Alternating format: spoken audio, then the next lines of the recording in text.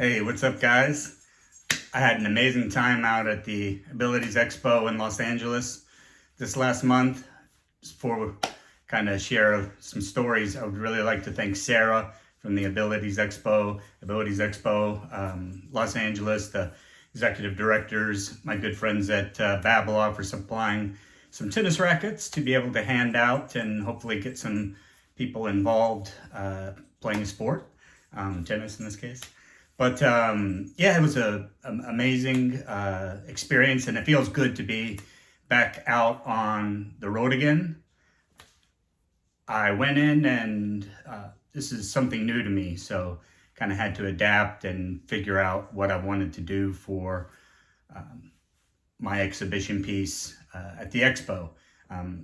My history in the past was, has just been in Houston, where we're feeding tennis balls and it's just controlled kind of chaos kind of thing, and never really had the opportunity to personalize things and to get to know people and share a little bit about my story, but not only about my story, but about those that have come before me, about other adaptive sports and opportunities that are available to you and them. So, it was a great experience, and just getting back out on the road and moving around. I got my rite of passage, I guess, again, when you get to get all your toxins and everything out if you haven't been active for a while, and that happened. But no, I really had an opportunity to connect with a lot of individuals, occupational therapy students, physical therapy students, participants, and share a little bit of information about adaptive sport and tennis and my story and my life. And hopefully we're going to get people plugged in to programs that are in their local areas. That's a work in progress. But for my stay, I was hosted by a good friend of mine from high school, Ian. He allowed me to stay with him in the Studio City, I guess they call it. All the worker bees in Los Angeles live. Something different was the traffic. I thought Houston had some pretty crazy drivers and traffic, but it was interesting being a passenger and riding around and just being like, oh my goodness, like these guys are. Do you know what would happen to you if you pulled that out and so.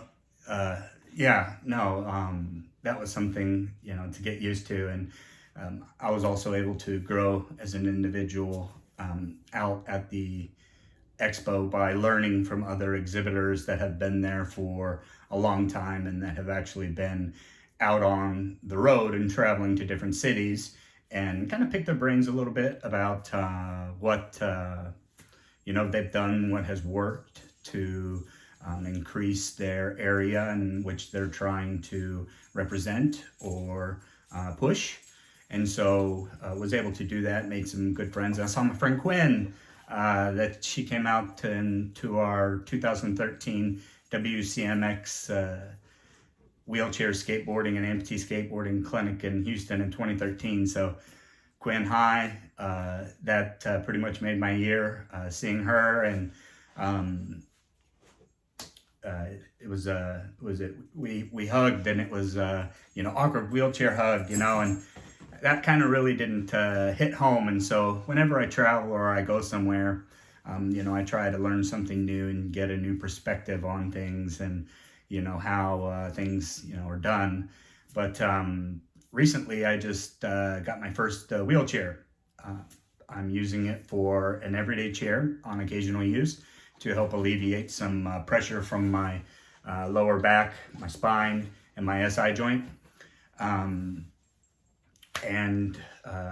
Just to live a better quality of life. And so I'm very grateful to Mike Box and Box Wheelchairs for setting me up with the beauty. And thank you, Patty. I really appreciate it from the bottom of my heart.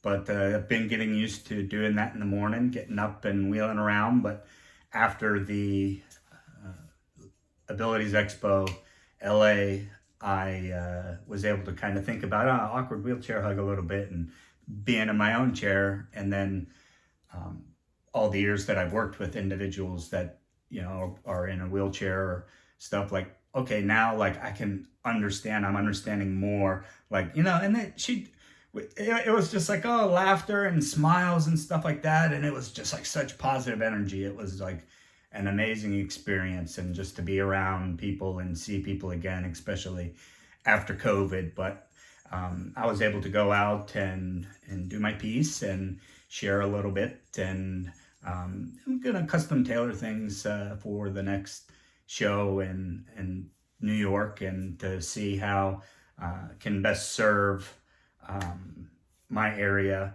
of knowledge and passing things along to others to help, plant seeds, if you will. My grandfather, who I respect very much, he always likes to give analogies, but he does it, he grew up as a, farmer. And before that, his mother, or on my father's side, my grandmother, my great grandmother, they were all turkey farmers. So he's, telling me all these stories, but he likes to explain things in terms of like, around the farm and nature and things like that. That's how he likes to explain stories, and to, make it easier for people to understand and things like that. And so, I have my own way in doing things, but, Grandpa, thank you. But overall, getting out to LA, I did learn a lot, and I'm really looking forward to getting out to New York City and meeting some new people, and getting some people involved in some different things. I guess just, story kind of takeaway, level of humility that, I do have a spinal cord injury.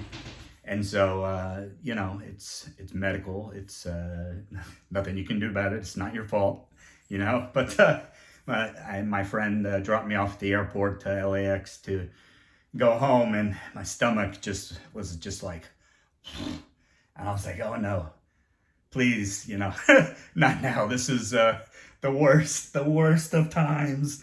And so I had my luggage and backpack and, stuff, and getting ready to check in and get my tickets and things. It's like, oh man, and you just feel it in your stomach, and you're like, oh man, nope. So I had to do the water walk.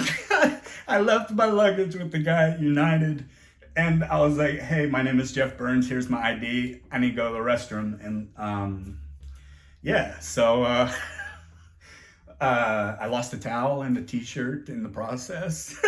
Some people might think that's TMI, but hey, look, I guess in Forrest Gump, it happens. It's what some people have to deal with on a daily basis. And so, I, but, I can laugh about it now, but at the time it was like, oh my goodness, why is this is happening at the worst time? And so United was great, and I asked for someone to get a wheelchair for me after, and I was explaining to the woman who was carting me, and I was just like, oh, this happened. This is like, man, I feel so like, just because I have to get screened when I go through TSA. Hands up, and then they make you put your palms out. They test your palms for any residue, and then they test your prosthesis as well, and then they give you, the pat down. So that's a good 10-minute stop. So I want to make sure my stomach was good for that. But she wheeled me through. Everything was fine. Wheeled me to my terminal. And, I got up and, I asked her, I was like, hey, is there anything on, my shorts or anything? Am I good? And she was like, no, you're okay, sir. You're fine. Got on my plane, made it back into Houston, and had a lot to think about and process. And I just feel grateful for the opportunity to be able to get out there and to connect, no matter how many people it is, to be able to connect with individuals and share a little bit of knowledge and make things a little bit more personable, and try to get people engaged and active into a sport. So looking forward to New York City. Los Angeles was a lot of fun. I learned a lot from it. Thank you again, Sarah. Really, thank you so much. And Ian, thank you for the hospitality while I was in town, and all those that, I met when I was out there. it was a really great time. But we'll see you in New York, and until then, peace. Right? Yep.